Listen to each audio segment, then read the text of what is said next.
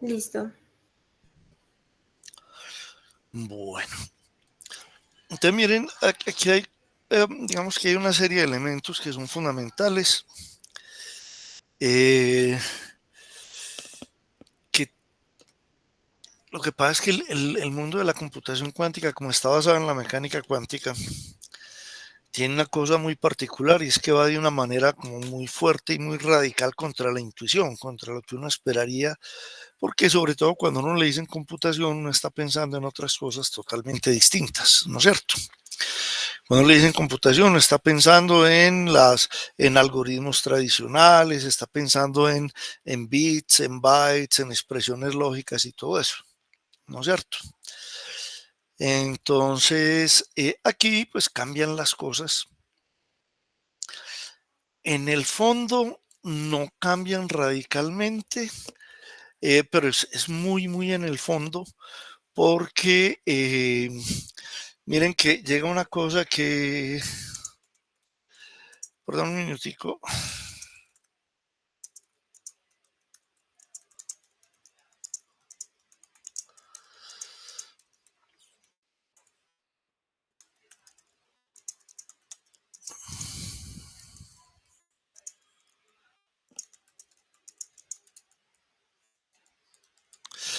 Bueno, entonces es porque en el fondo toca conceptos que son fundamentales en términos de la computación, ¿no es cierto? Entonces,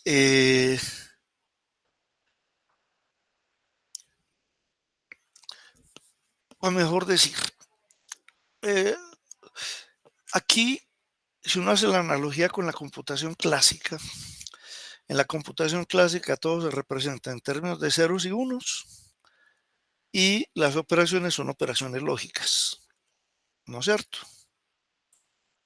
Aquí, ustedes me están oyendo. Sí, Sí, señor. señor. Ah, bueno, es que mi imagen en mi pantalla se congeló. Entonces Le pensé que pasó de con pronto estaba descongelado. Entonces, lo que les iba a decir era que cuando pasamos al mundo de la computación cuántica, entonces fíjense que aparecen unas cosas que son muy raras. La primera de ellas es que ya no hablamos en términos de lógica, hablamos en términos de multiplicación de matrices. Y la segunda de ellas es que ya no hablamos en binario, aunque hay una parte que se puede expresar en binario y de hecho se expresa en binario, que es los estados posibles. También empezamos a hablar utilizando números complejos, hablando de fases y de todo ese tipo de cosas.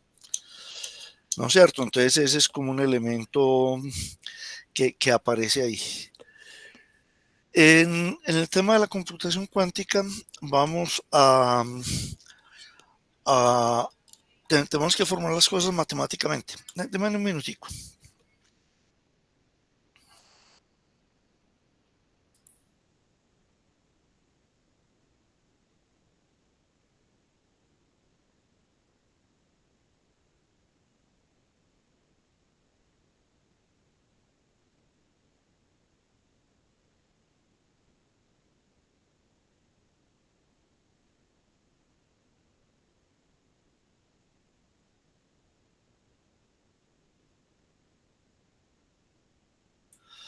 Bueno, ya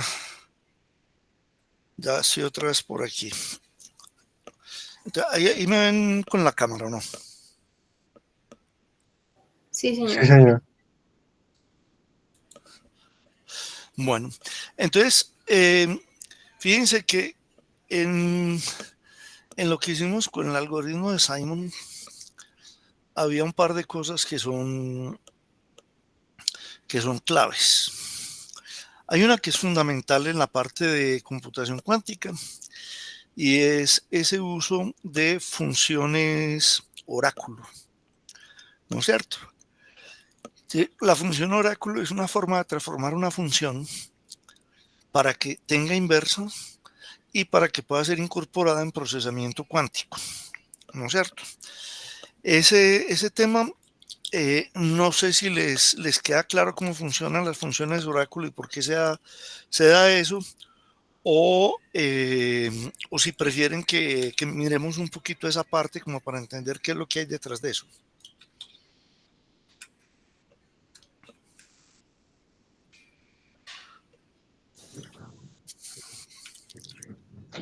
Esas funciones de oráculo van cambiando su estructura en base a lo que se quiere buscar.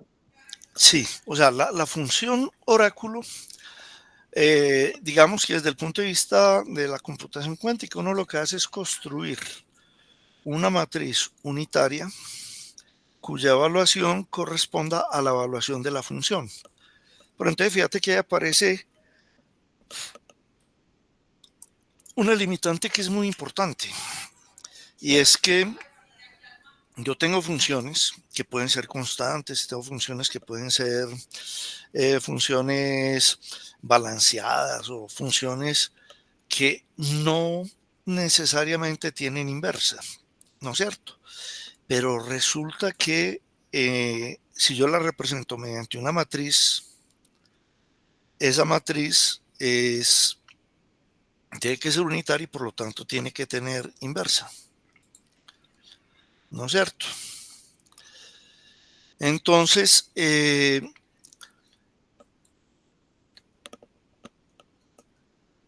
puede ser,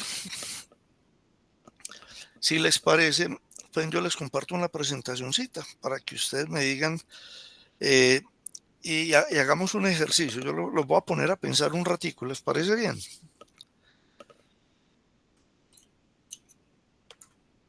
Denme un Señor, minutico, los voy a poner a pensar bien bacano. yo tenía una pregunta Dale. antes de que yo cuando estaba estudiando el algoritmo de Grove para hacer lo de la función oráculo, como que se planteaba que, por ejemplo, el número que se quisiera hallar fuera, o sea, como que el oráculo lo retornara como en fase negativa. Ujú, Pero para hacer eso, por ejemplo, para ciertos estados, entonces tenía que aplicar como una cierta cantidad de compuertas NOT, sí. algunos qubits y luego una compuerta control Z. Ujú. Pero entonces, pues usted ahorita nos está comentando de que los oráculos es una función unitaria, pero en ese caso que son como varias compuertas lógicas cuánticas, ¿cómo sería? Bueno, vamos a hacer lo siguiente. Yo les voy a compartir por aquí pantalla.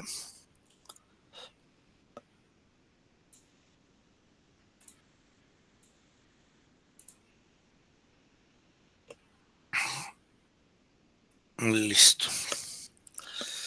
Espérense, a ver, yo veo.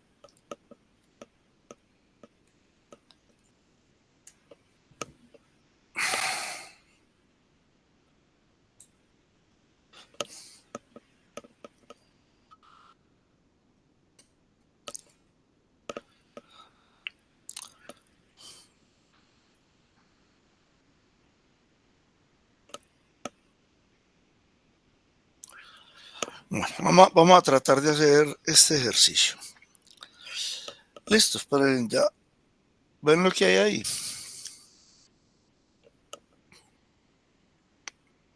Sí, señor. Y miren, este es un ejercicio muy sencillo, pero nos pone como preámbulo, es un preámbulo muy importante para entender esas funciones oráculo, que en particular, pues los dos algoritmos más importantes en términos de funciones oráculo, ahí está el algoritmo de Shor, perdón, el algoritmo de Gruber y el algoritmo el de Simon, ¿no es cierto? Entonces miren que aquí lo que se maneja es lo siguiente. Vamos a ver que se me hizo el mouse. Ahora sí. Entonces miren, tengo una matriz UDF. Esa matriz es construida específicamente para representar f de x. Listo, es construida específicamente para representar f de x. Y que tiene esas propiedades que aparecen ahí, que es, si yo aplico, cojo la x y la complemento con 0 y aplico u de f de x, ese me daría x f de x, y si la aplico con 1, se aplicaría con, daría x1 hora exclusivo de f de x. Listo. Entonces, vamos a pensar las cosas con calma.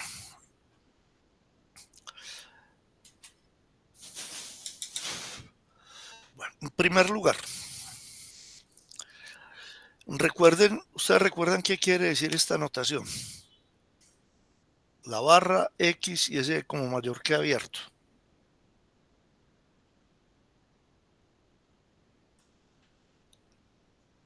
Recuerden que esa es la notación de Dirac.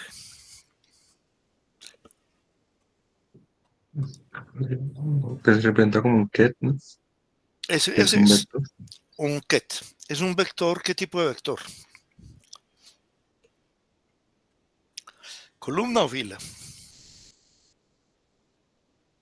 Vector columna. Un vector columna. ¿No es cierto? Entonces fíjense lo siguiente. Cuando yo tengo esto que son dos vectores columnas, obviamente dos vectores columnas yo no los puedo multiplicar entre sí. ¿No es cierto? Eso quiere decir que lo que tengo ahí es un producto tensorial. ¿Recuerdan cómo funciona el producto tensorial?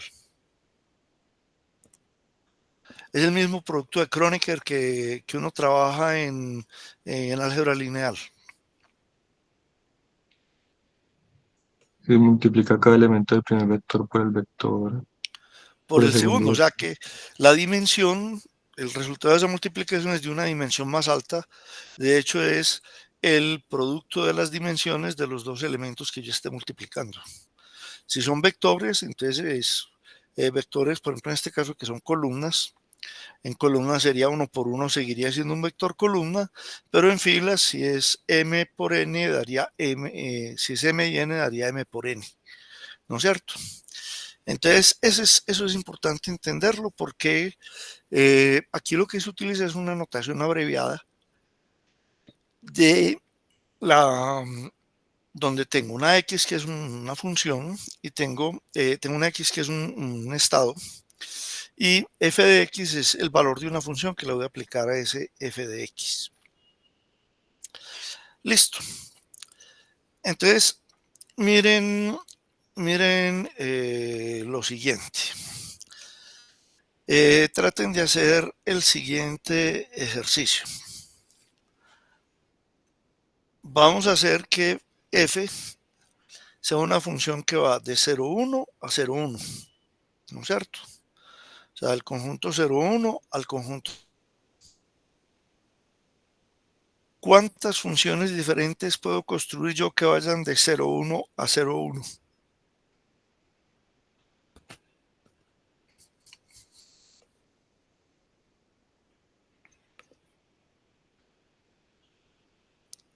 ¿Cuatro? 4. Muy bien.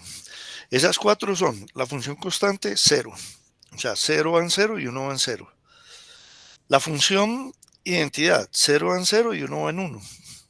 La negación 0 va en 1 y 1 va en 0. Y la función constante 1, 0 va en 1 y 1 va en 1.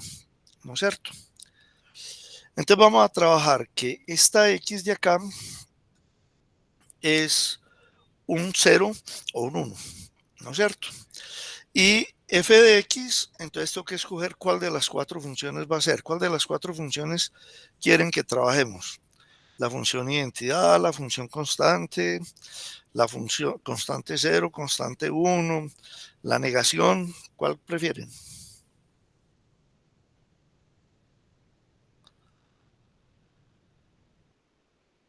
La identidad. La identidad está bien. Listo. Entonces miren lo que quiere decir esta cosa de acá. Esto quiere decir que si yo le aplico a 0, 0, bueno, empecemos. Si estoy trabajando la identidad, ¿cuánto es f de 0? 0. Y f de 1, 1. ¿Sí o no? Listo, entonces fíjense lo siguiente. Si yo cogiera aquí a 0, 0 y le aplico u de f, lo que debería tener aquí es 0 y 0. ¿Sí? De hecho, aquí hay otra forma de escribir esto. Uno dice, listo, eso es 0, x0 es aplicarle u de f a x0 es xf de x. Si ustedes miran los dos casos en general se van a dar cuenta de lo siguiente, que es si yo le aplico x a cualquier cosa, sería x or exclusivo ese cualquier cosa con f de x. Aquí en este primero sería, si esto es 0, 0 or exclusivo f de x, si ustedes recuerdan la tabla de verdad del or exclusivo, es una tabla de verdad que se caracteriza porque solo es verdadero cuando dos elementos son diferentes. Y si ambos son iguales, bien sea verdaderos o bien sea falsos, en ese caso daría falso. ¿No es cierto? Entonces, 0 or exclusivo f de x, fíjense qué va a pasar. Va a ser f de x. ¿Por qué? 0 or exclusivo 0 es 0. 0 or exclusivo 1 es 1. O sea que cuando yo hago ese 0 or exclusivo f de x, por eso es que me da f de x. Y aquí abajo tengo el 1 or exclusivo f de x, que realmente eso lo que me va a dar es la negación de f de x. ¿Por qué?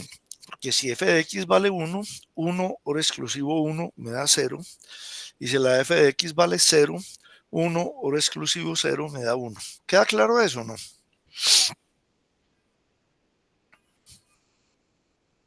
Sí, señor. Sí, señor. Listo, entonces vamos a pensar en lo siguiente. Ustedes recuerdan que tenemos, cuando hablamos de ese 0 y de ese 1, estamos hablando de vectores columnas de dimensión 2, porque es un solo qubit. Y el 0 es el vector 1, 0, y el 1 es el vector 0, 1. ¿Sí lo recuerdan o no?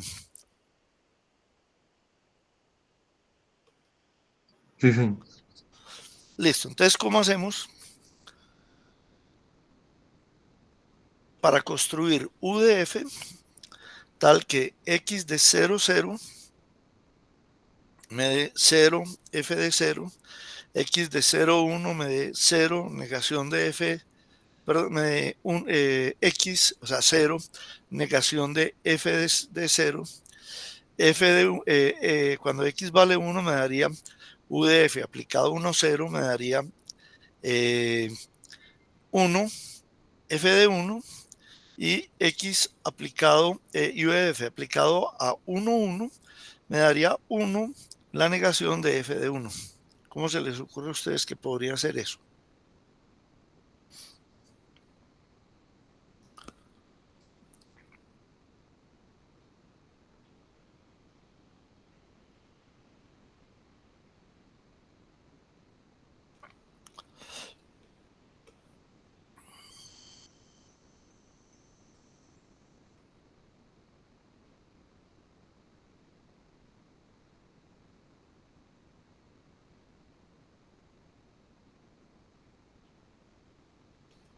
¿Qué se les ocurre que podemos hacer ahí?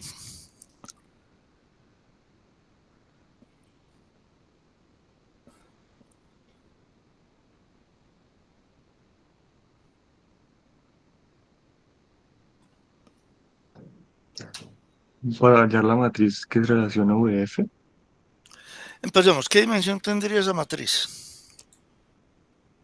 2 por 2.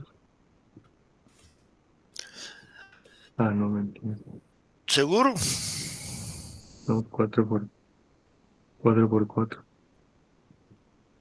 Sería de 4 por... esa matriz sería de 4 por 4. ¿Por qué 4 por 4? Porque la x es un valor entre... es un vector columna de dos... de una columna y dos filas. El 0 también. Y entonces la multiplicación de esos dos me da un vector columna de 4 filas. ¿no es cierto? Entonces, esa matriz es una matriz de 4x4 que va a transformar eso en ese x0 lo transforma en xf de x y el x1 lo transforma en x1 hora exclusivo de f de x, o lo que hemos dicho que es lo mismo, que es lo transforma en x y la negación de f de x. Listo.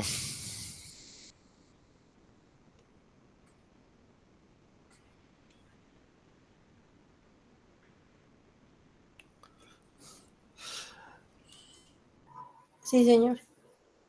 Listo. Bueno, entonces vamos a pensar en lo siguiente. Yo voy a hacer una cosa aquí para que de pronto podamos tenerlo como un poquito más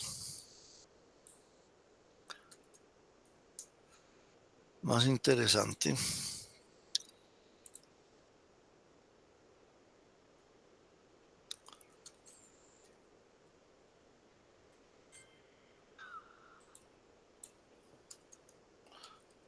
Voy a entrar a IBM.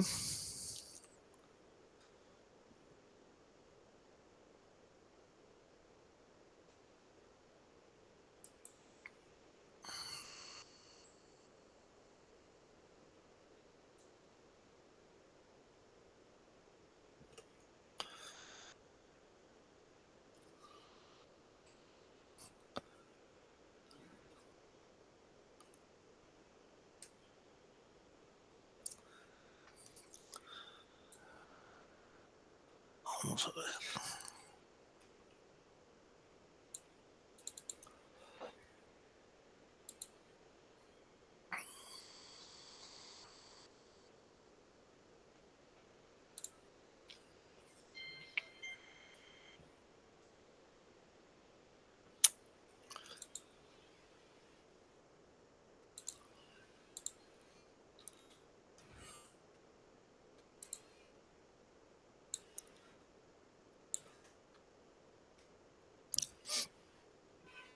¿Ustedes ya han curioseado por aquí o todavía no?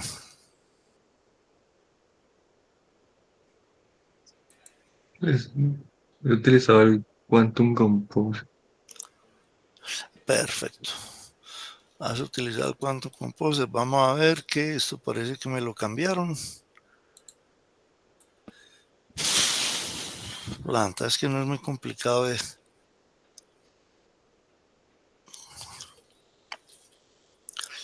Entonces vamos a mirarlo del Quantum Composer para que tratemos de hacer lo que estábamos viendo ahí, ¿no es cierto? Pues yo que genero aquí uno nuevo.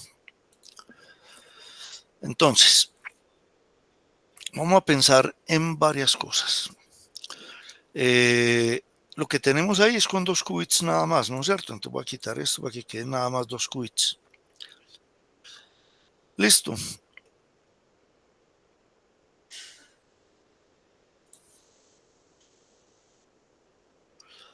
Bueno, entonces,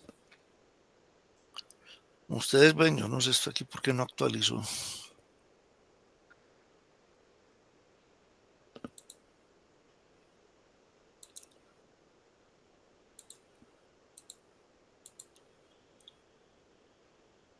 Ah, ya sé por qué.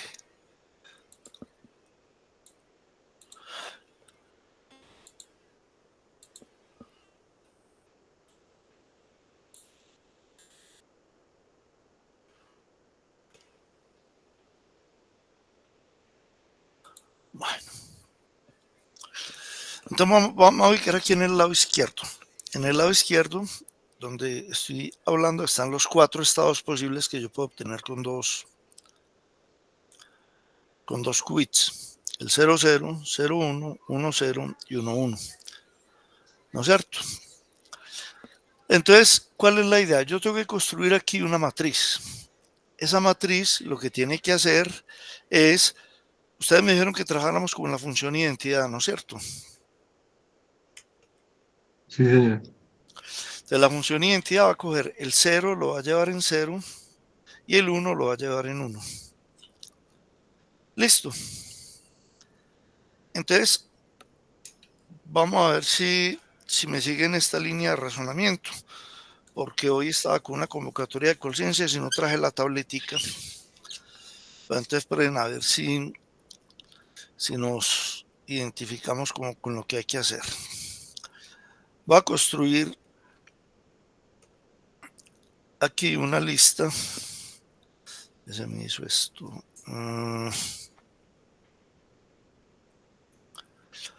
Listo. Entonces, fíjense que vamos a construir la siguiente lista. Vamos a pensar simplemente en estados de los estados que tenemos. Los estados son 0, 0, 0, 1, 1, 0 y 1, 1. ¿No es cierto? Esos estados son esos que tengo acá. ¿Qué se me hizo esto? Ahí. Sí. El 0, 0, 0, 1, 1, 0 y 1, 0, 0, 0, 1, 1, 0 y 1, 1. Listo. Entonces,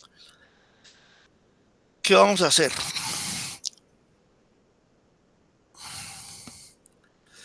Ese 0, 0, fíjense que ese 0, 0 corresponde cuando x vale 0 y el segundo, o sea, cuando x vale 0 y este elemento vale 0. Listo. Entonces, si yo le aplico ese UDF a 0, 0, ¿qué me daría? 0, 0. Si le aplico UDF me daría la x, que es 0, y el otro es f de x, que es 0. Perfecto. Listo. Si se lo aplico a 0, 1, ¿qué me daría?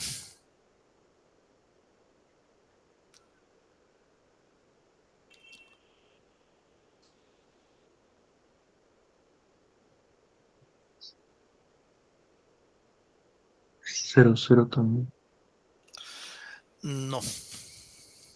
Sí. La x es 0, o sea, el primero lo tenés bien. Pero fíjate que el segundo es 1. Y como el segundo es 1, estoy en esta cosa. Es 1 hora exclusivo f de x. Como x vale 0, entonces sería 1 hora exclusivo f de 0. Como estaba mostrando con la identidad f de 0 es 0, entonces 1 hora exclusivo 0 me daría 1. ¿Están de acuerdo o no? Sí, sí. Listo. Ahora, pasemos cuando x vale 1. Cuando x vale 1, ¿cuánto es UDF aplicado a 1, 0? X1 y el 0 y este 0 de acá. Sería esta expresión de acá, ¿no es cierto? Entonces me daría la x vale 1. ¿Y f de 1 cuánto es? 1. 1. Entonces me daría 1, 1. ¿Sí? Y si yo cojo 1, 1 y le aplico UDF, me daría la x que vale 1. Esto aquí sería 1 hora exclusivo f de 1. F de 1 es 1, entonces 1 hora exclusivo 1 nos daría 0.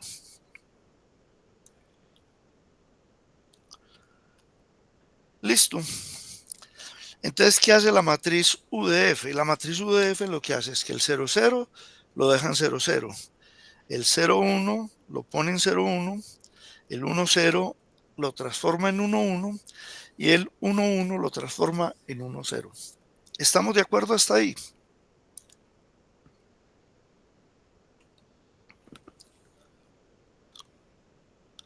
Sí, señor.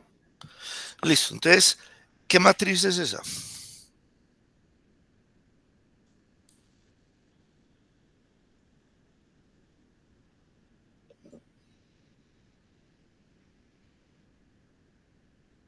Es la del not controlado. Exactamente. Donde el que controla es el qubit de la izquierda. ¿Sí? Si el de la izquierda es 0, no pasa nada. Si el de la izquierda es 1, entonces se está controlando. Una cosa importante, aquí en Qiskit y en el Quantum Composer, el qubit 0 es el menos significativo y el qubit 1 es el más significativo. Eso ellos lo hacen por una razón muy sencilla, y es la razón de poder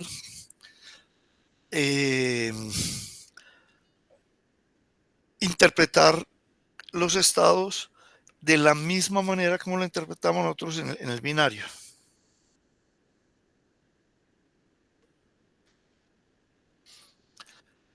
Listo. Entonces, cuando es una negación controlada, el que controla es el de la izquierda y el que es controlado es el de la derecha. Sería equivalente a poner esto aquí, pero cambiándolos, ¿no es cierto? El que controla es el 1 y el controlado es el 0. ¿Sí?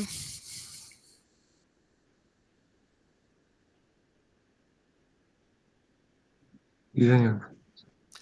Bueno, entonces miren lo siguiente. Esta es la matriz.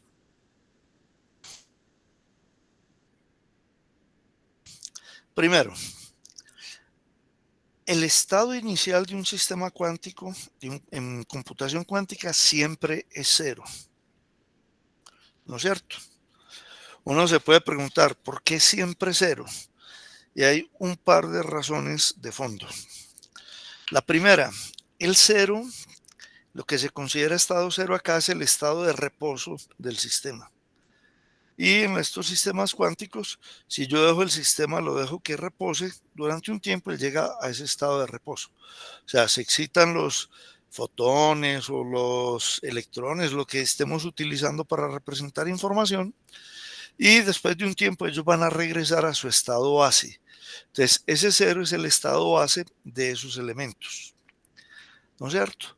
Y la segunda razón, que es mucho más profunda y nos va a tocar profundizar sobre eso un poquito más adelante, es la siguiente. Hay un par podemos decir, hay una conclusión en la computación cuántica y en el mundo de la teoría de la información cuántica que es muy complicada. Y es que es imposible conocer un estado cuántico. ¿Por qué? Porque si el estado cuántico yo lo mido, lo altero. ¿Sí? Si yo mido el estado cuántico, lo altero. Y no podemos hacer lo que hacemos en la lógica clásica, donde tenemos una compuerta, que de hecho lo utilizamos ahorita, que es el OR exclusivo, y que si yo pongo una compuerta de OR exclusivo, donde una entrada es un 0 y la otra entrada es cualquier bit, la salida de eso es el OR exclusivo de ese 0 con cualquier bit es cualquier bit. Entonces yo cojo una compuerta que recibe de entrada un bit cualquiera y un 0, y lo que me produce arriba es el mismo bit y abajo el OR exclusivo de los dos. Esa compuerta me copia el bit. Yo puedo copiar un bit en teoría de la información cuántica, clásica. Y por eso lo utilizamos todo el tiempo. Cuando ustedes copian un archivo, están aprovechando el hecho de que es posible copiar un bit. Sin embargo, en el mundo de la cuántica esa operación es imposible. Se puede demostrar matemáticamente que no existe ningún operador lineal que reciba un qubit cualquiera y un qubit en un estado específico y que lo que me retorne son dos qubits con el mismo estado particular, ¿no es cierto? Entonces, como no se puede clonar, no se puede clonar y yo no lo puedo medir directamente porque lo altero, entonces yo nunca voy a tener la posibilidad de conocer un estado cuántico. Entonces, obviamente, si yo quiero tener un algoritmo cuántico, necesito cumplir una serie de condiciones que van de la siguiente manera. Primero, yo necesito empezar de un estado conocido, ¿no es cierto? Ese estado conocido es lo que ustedes hacen cuando programan en programación tradicional, que dicen tengo que inicializar la variable. Esta variable va a ser un 0, esta variable va a ser un 1, esta variable va a ser una palabra, hola o ese tipo de cosas. Entonces, cuando uno está construyendo el algoritmo, necesita un estado inicial para empezar a evolucionar. Tengo que saber cuál es el estado inicial.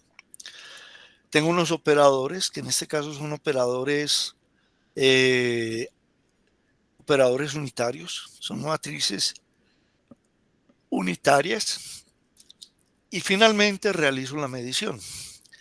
Entonces miren, ¿por qué tiene sentido la computación cuántica? La computación cuántica tiene sentido porque yo puedo conocer el estado inicial, no porque lo mida, sino porque es el estado de reposo del sistema.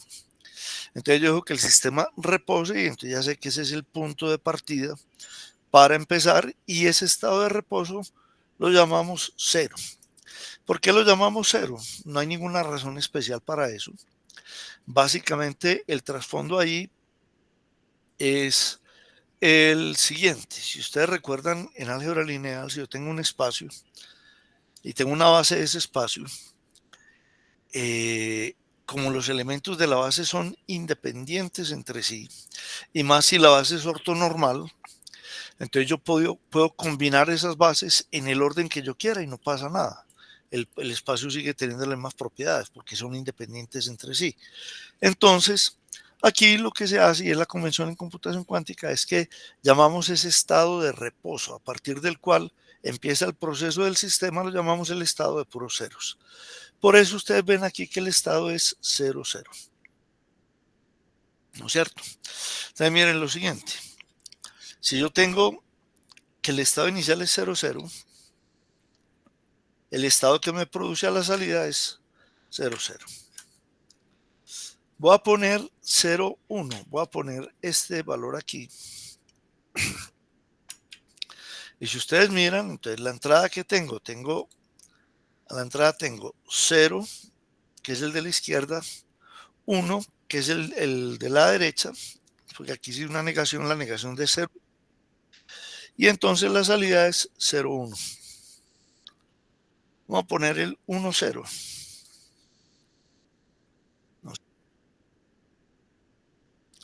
Entonces fíjense que si yo pongo 1, 0 a la entrada, 1, 0, a la salida lo que obtengo es un 1, 1. Y de la misma manera, si yo pongo un 1, 1 a la entrada, a la salida lo que obtengo es un 1, 0. Queda claro, lo único que hice ahí fue trabajar todo el rato con estados clásicos y ver que efectivamente eso me transforma el 0, 0 en 0, 0, 0, 1 en 1, 1, perdón, 0, 0 en 0, 0, 0, 1 en 0, 1, 1, 0 en 1, 1 y 1, 1 en 1, 0. Listo, estamos bien. Sí, señor. Bueno, entonces ahora lo que voy a hacer es lo siguiente, y aquí es donde vamos a ver el potencial de lo cuántico. ¿Cuál es el potencial de lo cuántico? Pensemos en esto. ¿Qué le pasó?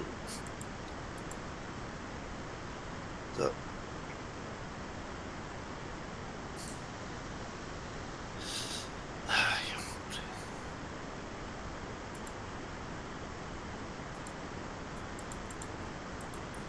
qué maravilla. ¿Sí vieron el mensaje que me salió?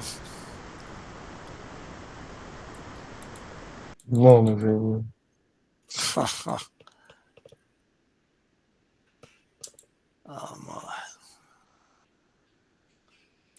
Vamos a entrar ahí a ver. Listo. Entonces, lo que voy a hacer ahora es lo siguiente. Antes de poner esto, les voy a mostrar. Esto es 0, 0. Si yo pongo la negación aquí, sería 0, 1.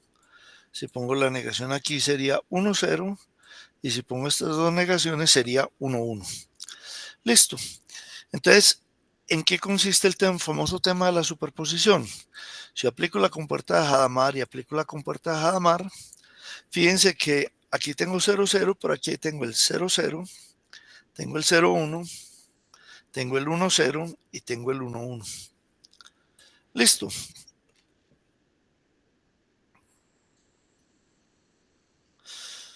Bueno, entonces voy a hacer, hago un ensayo aquí.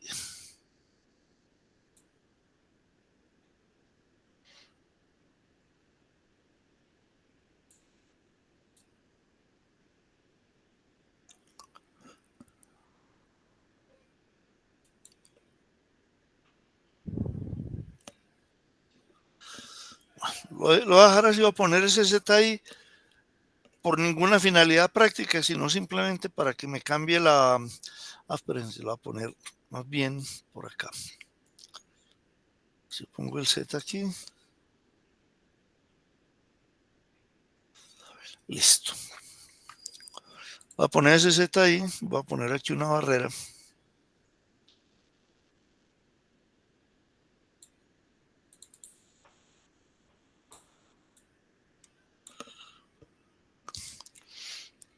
Y fíjense lo que va a pasar cuando yo pongo esa negación controlada, como lo habíamos visto ahora.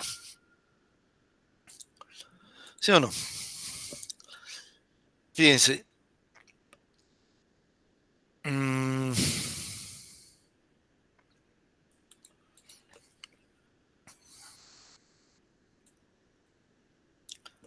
Este es el estado inicial del sistema, ¿no es cierto? Cuando aplico, bueno, este es el estado inicial del sistema después de aplicar Hadamard y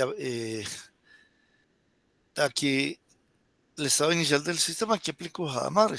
Yo no sé esto porque nunca lo vuelven hasta el principio, pero no aplico Hadamard, aplico la Z. Fíjense que en la Z está el 00 es azul, el 01 es rojito, el 10 es rojito y el 11 es azul. Ahora voy a aplicar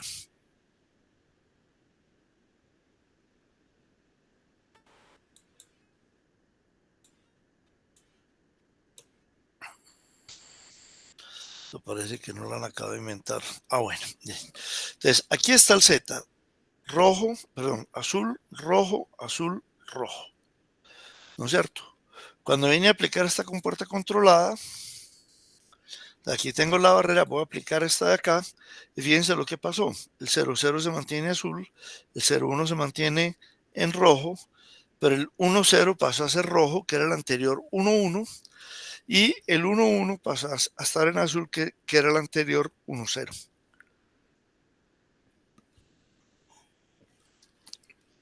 Listo. ¿Por qué puse la Z? La Z la puse porque la Z es una compuerta que simplemente cambia la fase del valor 1. Veanla funcionando aquí.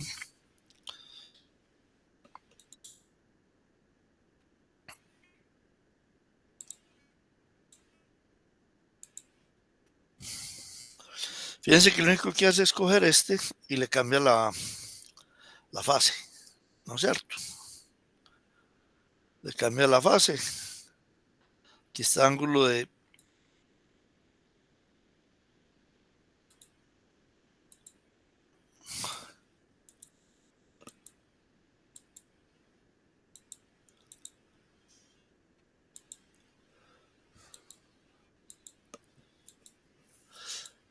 Entonces fíjense que cuando yo pongo aquí Hadamard,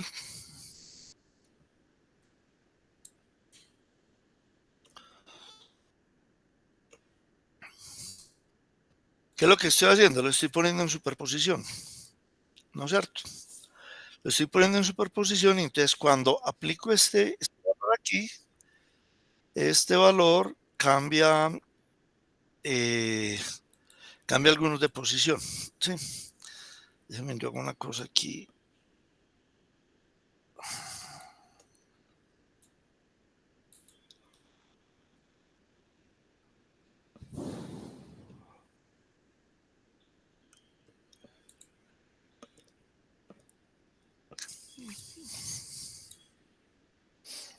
Listo, aquí ya lo vemos más claro.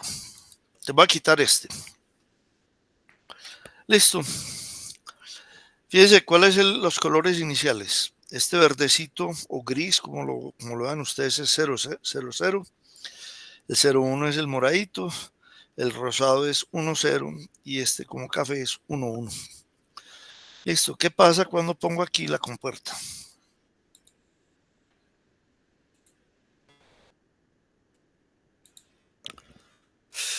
Entonces miren que cambió de la siguiente manera. Vamos a ver si ahora sí este inspect funciona porque está como medio malito. Se ponen los 4 qubits en superposición y voy a cambiar las fases. Entonces las fases van a ser que el primero sea verde, segundo morado, tercero rosado y cuarto café. Y ahora voy a aplicar la barrera y ya voy a aplicar la matriz que acabo de diseñar con esto. Esa matriz es una matriz que representa la negación controlada, ¿no es cierto? Y entonces cuando llegué ahí, fíjense qué es lo que pasó. Aquí estaba el rosado y el café y simplemente los intercambió. Listo. Hasta ahí vamos bien.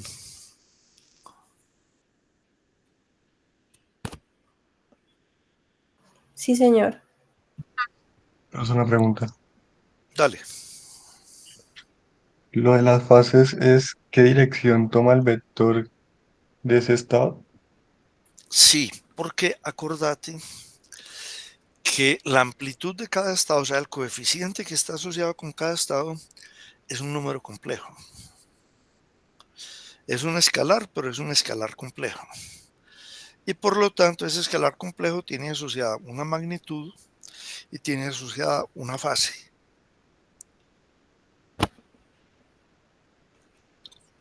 ¿Sí es claro? Sí, sí. Gracias. Miren que hay una cosa, pues yo les digo, de pronto lo que voy a decir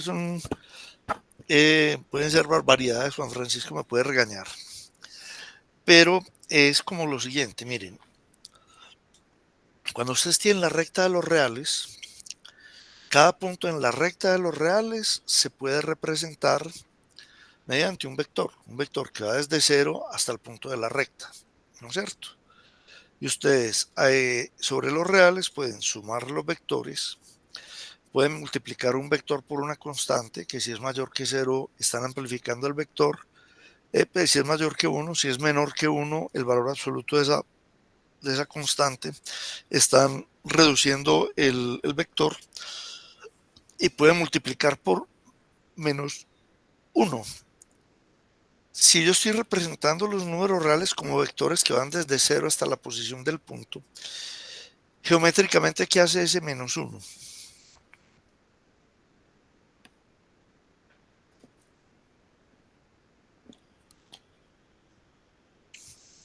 Como darle un giro de 180 grados, ¿no? Le hace un giro de 180 grados. Perfecto. Cuando yo paso a R2, fíjense que hay una cosa que es importante. R2 yo lo puedo representar en un plano, pero ese plano es la combinación lineal de dos vectores, se construye con la combinación lineal de dos vectores que son esa base ortonormal, que es el vector 0, 1 y el vector 1, 0. ¿No es cierto?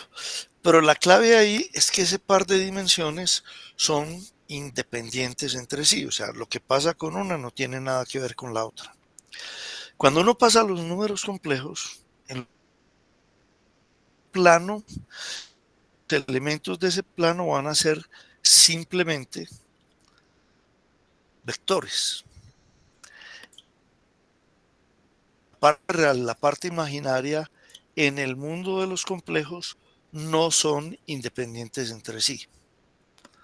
Listo, les doy un ejemplo. En los reales multiplicar por menos 1 es un giro de 180 grados. En los complejos, ¿qué es multiplicar por menos 1?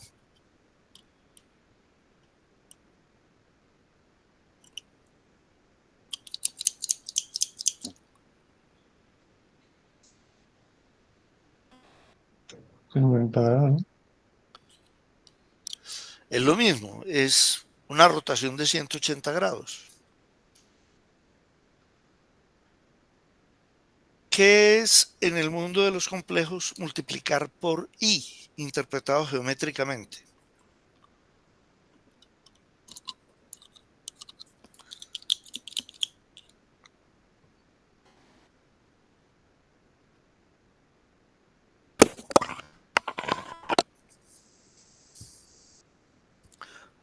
Les doy una pista.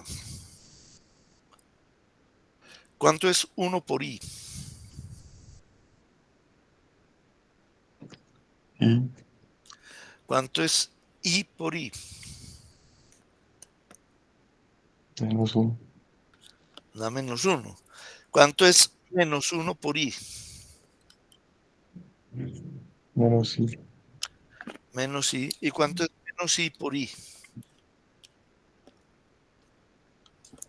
¿Cuánto es que, profesor? No lo escuché, no lo entiendo. Menos i multiplicado por i. 1. 1. Multiplicar por i geométricamente, ¿qué es lo que está haciendo?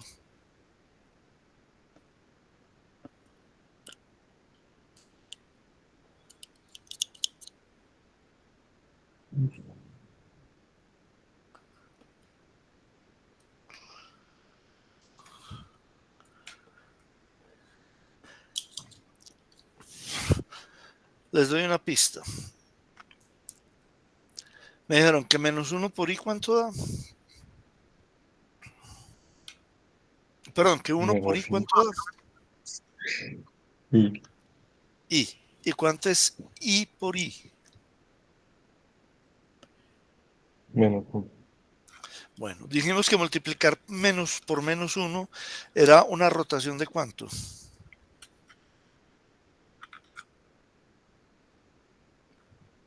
180 grados. De 180. Que multiplicar por obtener multiplicando primero por i y después otra vez por i. ¿Qué rotación es i?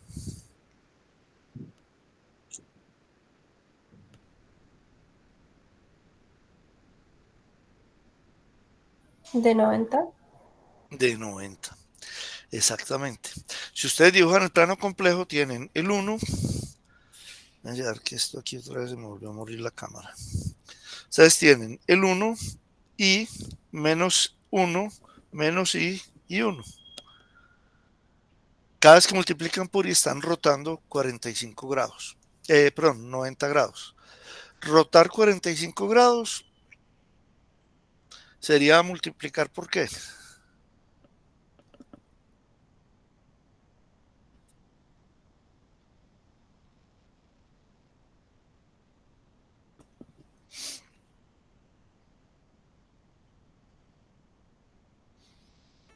Entonces miren que hay una cosa que es la siguiente. Ustedes recuerdan que hay una expresión de Euler que dice e a la i teta es igual a eh, e a la i teta es igual a coseno, pero ya me olvido, coseno de teta más i seno teta creo que es. Sí, señor.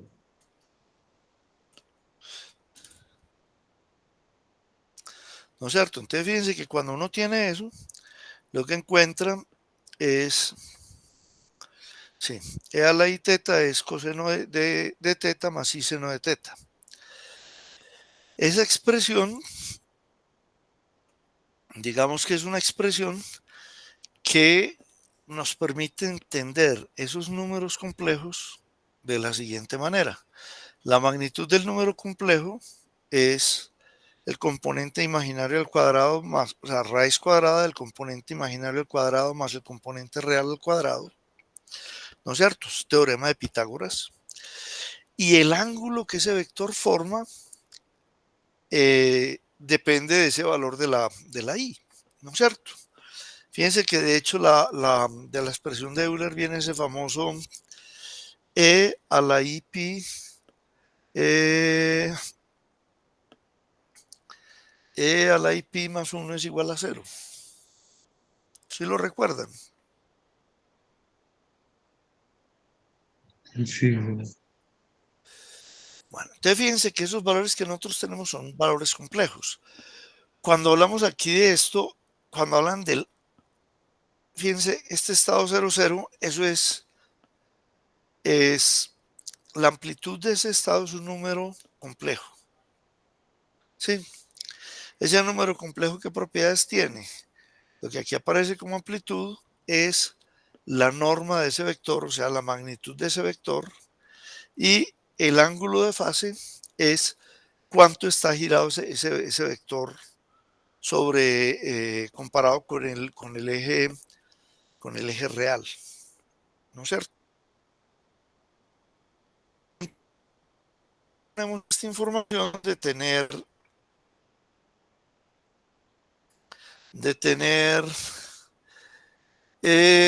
cambio las fases para que él me ilustre con colores distintos.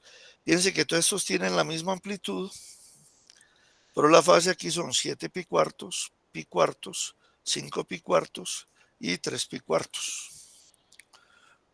O hecho otras palabras, esto es pi cuartos, 3 pi cuartos, 5 pi cuartos y 7 pi cuartos. ¿No es cierto?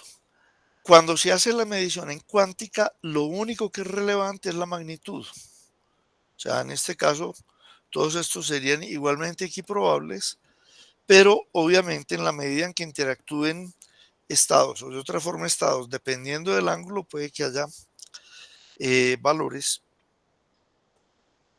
Bueno, estoy transformando, dependiendo del ángulo de eso, puede que haya valores que se cancelen o que se refuercen, que ese es el famoso fenómeno de la interferencia. Listo.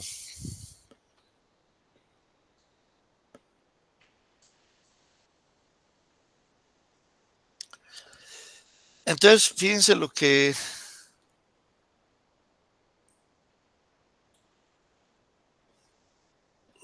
pasa aquí.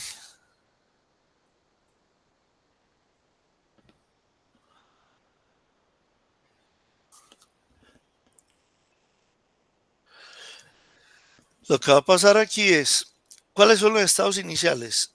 Superposición de estados, y el 0, 0 pasa a 0, 0, 0, 1 pasa a 0, 1, el 1, 0, el 1, 0 pasa a 1, 1, y el 1, 1 pasa a 1, 0. ¿Cómo sabemos eso? Yo quito esto, fíjense que ya lo hemos hecho varias veces, si yo quito este operador, ya no estoy haciendo nada, simplemente la fase está 7 pi, pi, 3 pi, 5 pi, y si yo pongo eso aquí, entonces ya sería 7 pi, pi, 5 pi y 3 pi. Listo. Pero fíjense también lo siguiente. Ustedes recuerdan que dice la función, esa función que yo estoy representando mediante esa matriz. Esa función que estoy representando, esa matriz me dice que x de 0 da x f de x y x de 1 da x y la negación de f de x. Y miren lo que me queda aquí de bien. Harto, ¿cuál es el valor de 0, 0? Es 0, 0. ¿Sí? 0 y f, este 0 es f de x. El valor de 0, 1 es 0, que es la entrada, y la negación de f de x, f de x, f de 0 es 0, entonces la negación es 1. Aquí tengo f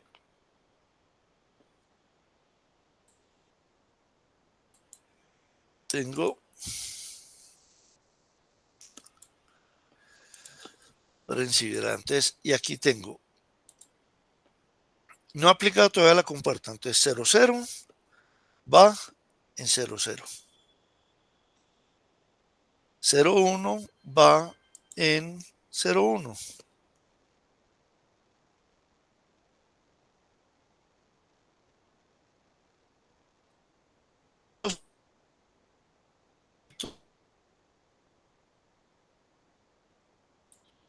Uno, 1 va en 1, 0. ¿Sí? Entonces fíjense que cuando yo aplico esta matriz, que en este caso la matriz es simplemente esa compuerta, ¿ustedes recuerdan la matriz de la negación controlada es 0, perdón, 1, 0, 0, 0, 0, 1, 0, 0, 0, 0, 0, 1, 0, 0, 1, 0. Esa matriz, cuando yo la evalúo a la salida, lo que tengo es el equivalente que hubiera evaluado la función de identidad. Listo. ¿Estamos bien ahí?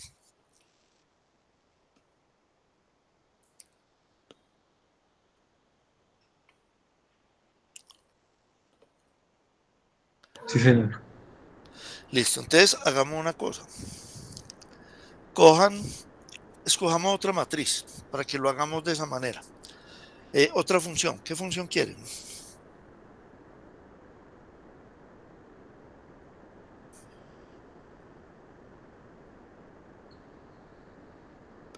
Constante 1. Constante 1, listo. Entonces, la función constante 1, vamos a mirarlo acá. Entonces, U de f aplicado a 0, 0 me daría 0, ¿no es cierto? Y f de 0. F de 0 es 1. La función U de f aplicada a 0, 1 estaría en esta segunda categoría.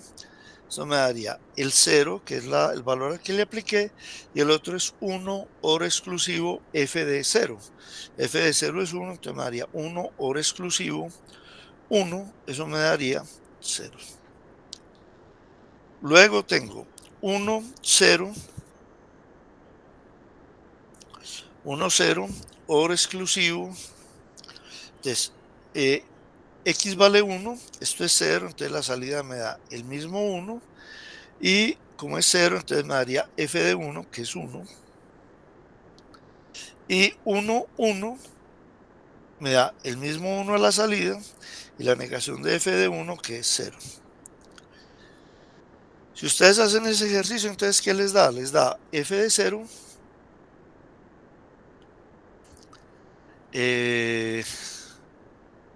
les da f de, o sea, 0, 0 va en 0, 1, ¿no es cierto? 0, 1 va en 0, 0.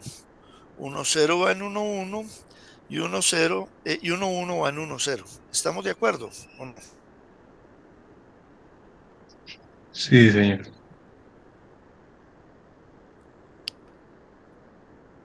Listo, entonces, ¿qué matriz es esa?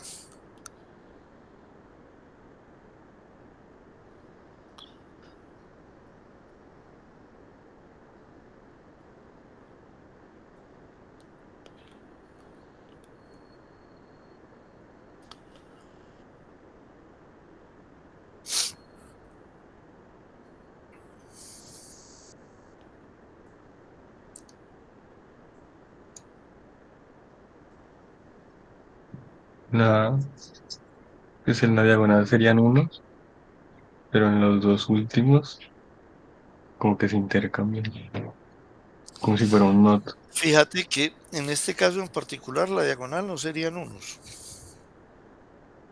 No, pero no, no completamente. Es como más o menos No para explicarlo. completamente o no hay ningún uno en la diagonal. Pues como la pienso sería como los dos primeros estados se mantienen alterados, el 00 y el 01. Pero en Entonces, este caso, acuérdate, el 00 pasa a ser 01 y el 01 pasa a ser 00. pero no es la de... Estamos trabajando con la función constante de Ah, constante ya, 1. no, estaba La que pensando estás en la pensando es la que identidad. habíamos mirado ahorita. Ujú, la de la identidad, sí.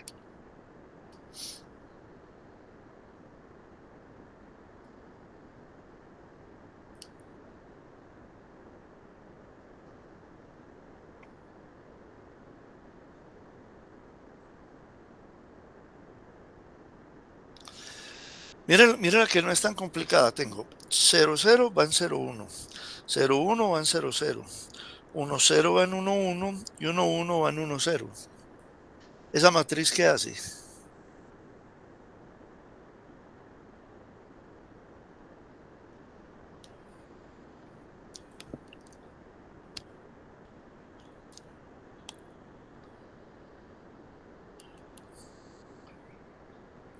Fíjense que el primer elemento nunca se altera, porque es la propiedad que yo tengo acá, ¿no es cierto? El primer elemento nunca se altera. Ahora, cuando el segundo es 0, el f de x es 1, y cuando el segundo es 1, el f de x es 0.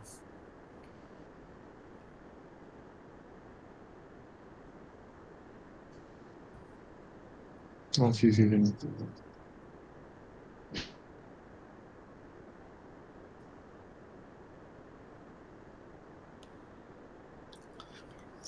Hagámoslo aquí. Esa matriz, fíjense que va a ser muy sencilla. Esa matriz, tengo que quitar esto, esa matriz, lo único que va a hacer es esto.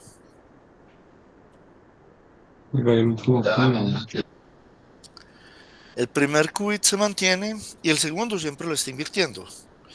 0, 0 va en 0, 1. El 0 se mantiene, el 1 se invierte. ¿Sí o no? El 0, 1 va en 0, 0. El primero se mantiene, el segundo se invierte. El 1, 0 va en 1, 1. El primero se mantiene, el segundo se invierte. Y el 1, 1 va en 1, 0. El primero se mantiene y el segundo se invierte.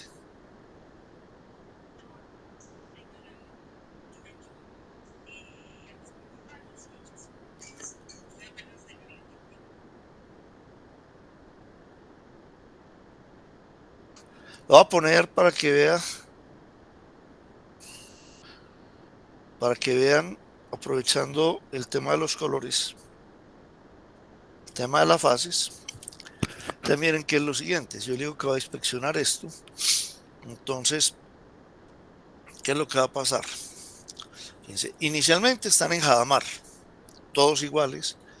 Aquí cambio los colores, recordemos cómo nos queda con lo que yo hice, queda verdecito, morado, eh, rosado y café. ¿Sí? Si doy el siguiente paso, ya llego a la barrera, cuando aplique, fíjense lo que va a pasar cuando aplique la compuerta. El morado y el verde cambiaron y el rosado y el café cambiaron. Entonces, cuando la entrada era 0, 0, él me está produciendo 0, 1. Cuando la entrada era 0, 1, me está produciendo 0, 0. Cuando la entrada era 1, 0, me está produciendo 1, 1. Y cuando la entrada era 1, me está produciendo 1, 0. Sí, mírenlo. Si uno aplico la función, todavía está la entrada 0, 0, 0, 1, 1, 0 y 1, 1. Y cuando la aplico la función, simplemente las invierte. ¿Sí? Entonces, fíjense que si a mí me dan una función, yo puedo construir una matriz de tal manera que cuando aplique la matriz, estoy evaluando simultáneamente todos los casos de la función. Eso es lo que se llama eh, una función oráculo. Y fíjense que la ventaja desde el punto de vista cuántico es muy sencilla. Es que con una sola aplicación de esa compuerta, yo estoy evaluando todas las combinaciones posibles de la función. ¿Sí? Y miren, para que veamos esto, porque ya me tengo que ir, pero entonces para que veamos aquí, hagamos como un ejercicio final. ¿Sí? Fíjense, 0, 0, la salida es 0, 1. Si yo pongo que sea 0, 1, la salida es 0, 0. Si pongo que eso sea 1, 0, la salida es 1, 1. Y si pongo que sea 1, 1, la salida es 1, 0. ¿Sí vieron? ¿Y qué es lo que hacemos nosotros cuando utilizamos Hadamard aquí? Ah, muy sencillo, superposición.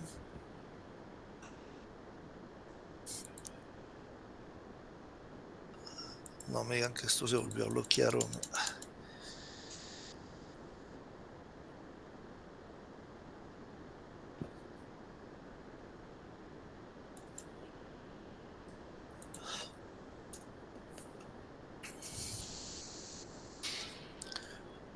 Entonces si yo quito esto de aquí, quito esto de aquí y lo reemplazo por Hadamard,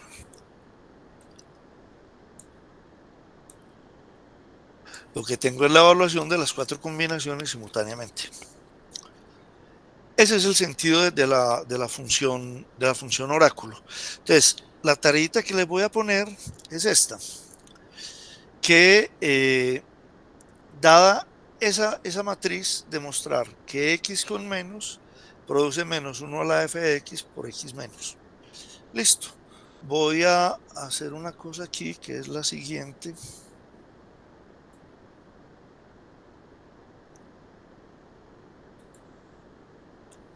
Yo creo que esto me quedó bien.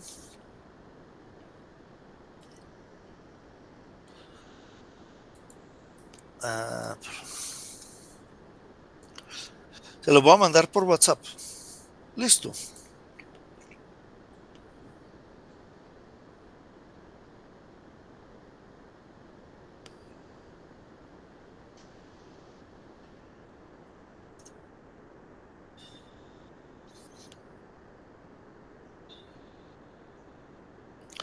Valle que se me hizo esto.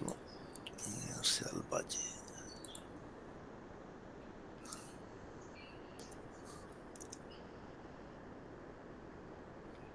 Ah, parecen que tomé la foto de donde no era.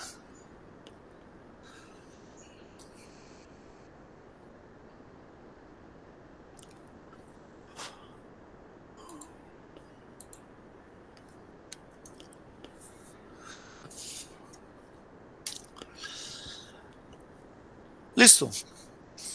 Entonces, para la próxima revisan eso. Listo, diseño.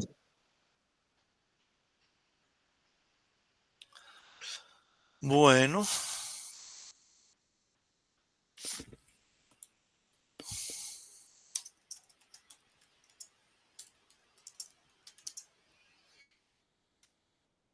entonces si les parece, entonces nos vemos en la próxima. Creo que debe estar cita dentro de, no sé si dentro de 8 o dentro de 15.